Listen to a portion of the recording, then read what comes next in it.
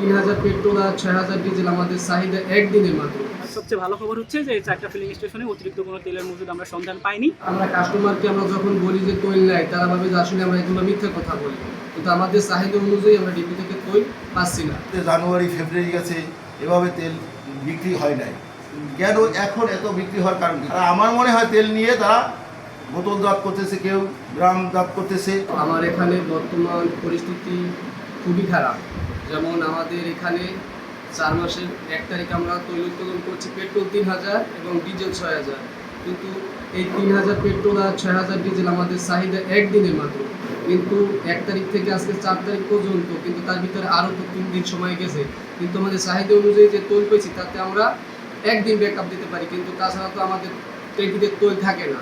তা আমরা কাস্টমারকে যখন বলি যে তৈল নেয়, তারা ভাবে যে আসলে আমরা এগুলো মিথ্যা কথা বলি, কিন্তু আমাদের চাহিদা অনুযায়ী আমরা ডিপো থেকে তৈল পাচ্ছি না। যার কারণে আমাদের এখানে অনেক লোকজন আসে, তারা আইসা শুধু ফিরে যায় তৈল সংকটের কারণে। আমাদের পাম্পে দেখা যাচ্ছে গত মাসে যে তৈল বিক্রি হচ্ছিল তার চেয়ে আমরা এই মার্চ মাসেও বেশি তেল বিক্রি করছি, এবং বর্তমান যে এই চলতি মাসেও এ পর্যন্ত দেখা যাচ্ছে গত মাসের গুলোর নাও অনেক বেশি তেল বিক্রি হচ্ছে।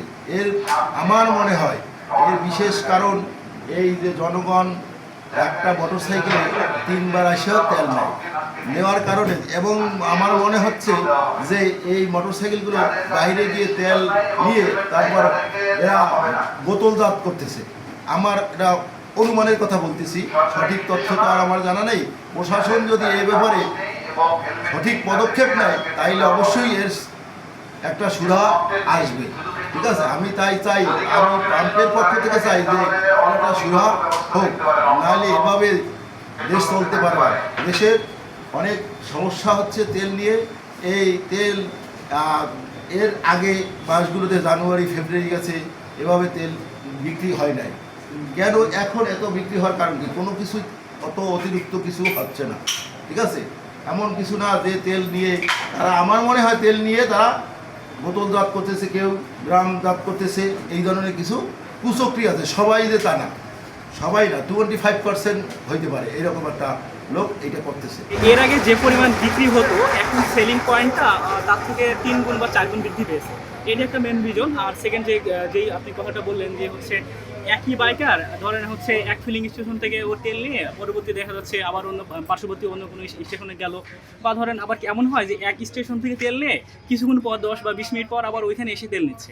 এখন এইটা দূর করার জন্য আমরা কিছু স্টেপ এর আগে থেকে নিয়েছিলাম।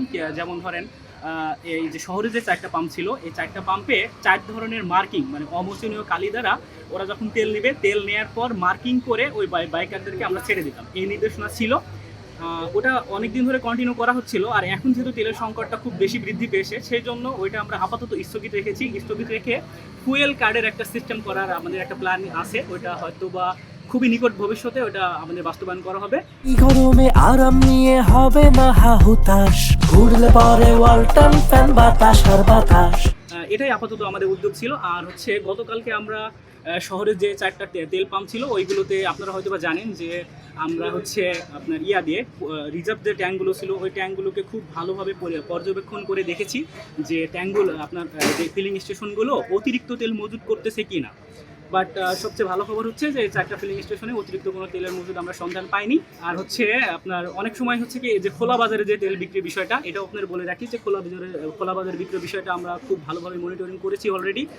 আর এরপরেও যদি কোনো তথ্য আপনারা পেয়ে থাকেন সেক্ষেত্রে আমাদের জেলা প্রশাসনকে জানাতে পারেন। আমরা জেলা প্রশাসনের পক্ষ থেকে যতটুকু পারা যায় উদ্যোগ নিয়ে ওইগুলো বন্ধ করার চেষ্টা করব।